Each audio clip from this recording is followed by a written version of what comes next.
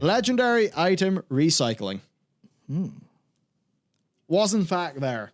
I just thought that was a repost. I did not notice that there's one or two things that are slightly different between this Twitter image and their big post.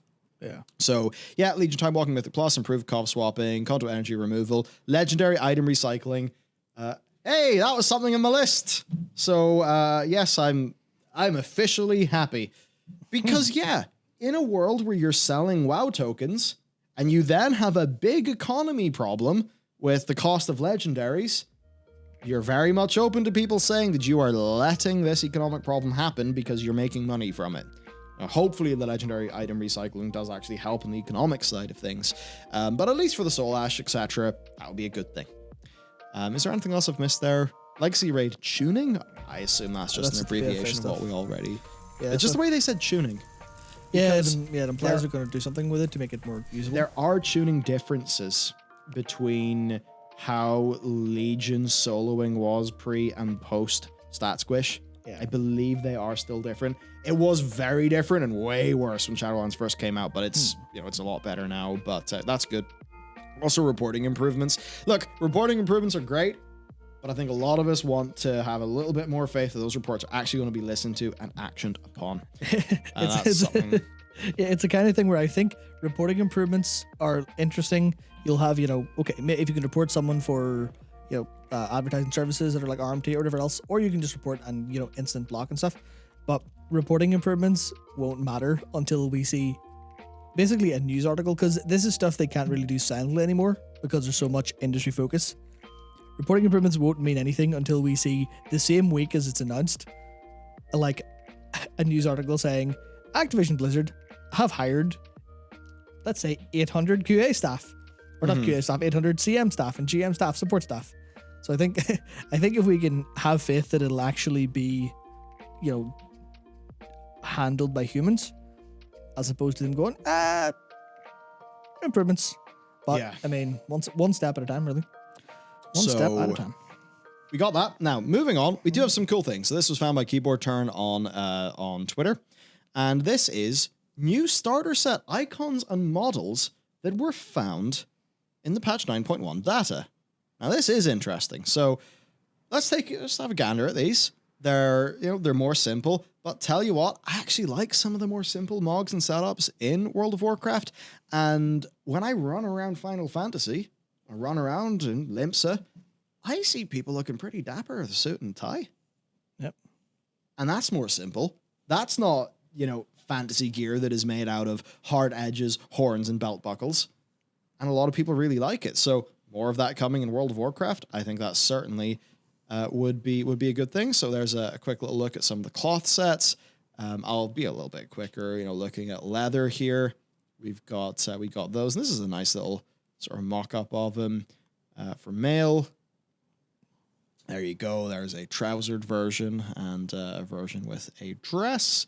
And then for plate, we got that. Which, hey, it's not a new game, but it is a nice little thing. Now, these were found in the patch 9.1 files. Here's some icons for them. Now, notably absent is helm and shoulder slots.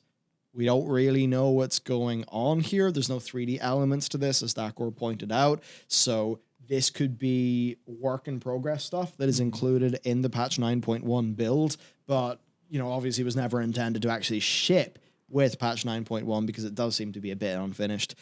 No idea where that's going to be going, but certainly something good. I mean, that's one of the things that I think they need to kind of start thinking about from a armor design standpoint.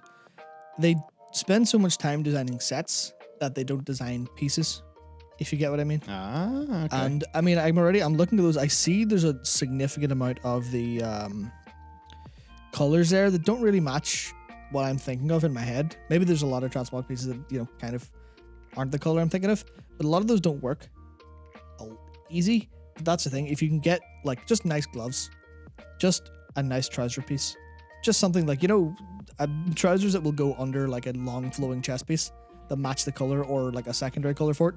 So you can actually play fashion.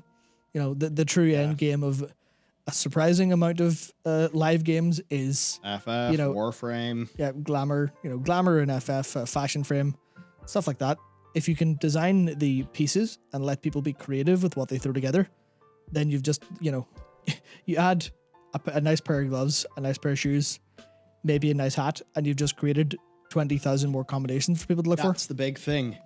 Do you want your This is why I am a little bit against Heritage Armor. Now, I'm not in principle because it's cool, but it's additive. It's just one set.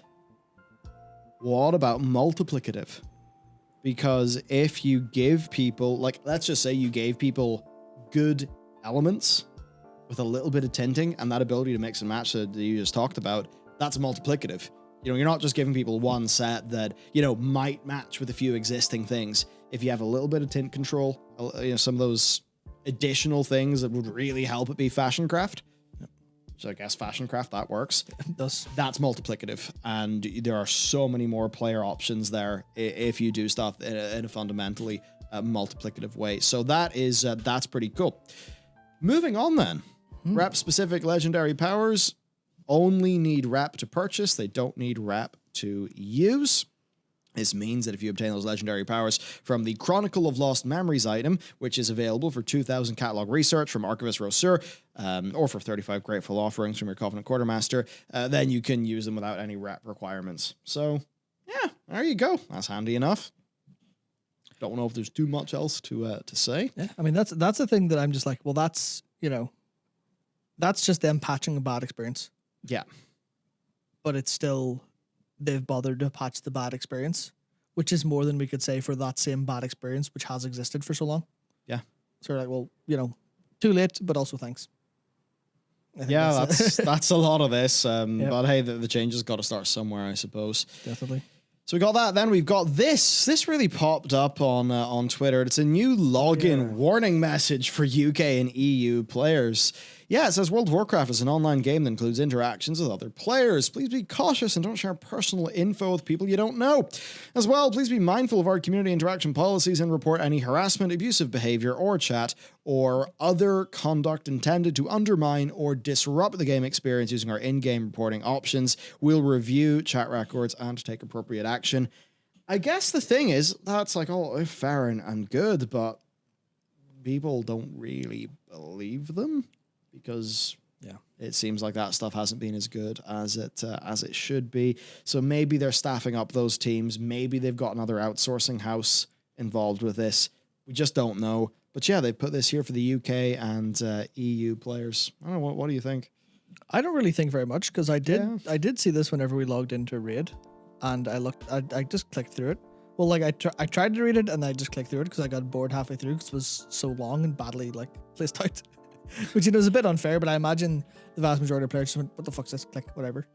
This isn't relevant. But if it is indicative of a new approach that they're taking, and not just fuck it, we'll throw this in. If it actually is literally, okay, we've changed something on the back end, we're revamping our processes, this is going to be, we're making this statement because we're going to fucking hold to it this time, then great. But we'll have to see the reaction. And actually, I think that might be something later in our stream notes that we can draw a comparison to, but I'll wait until we get there. Don't want to jump ahead too quickly. Cool. Yeah, so there is that.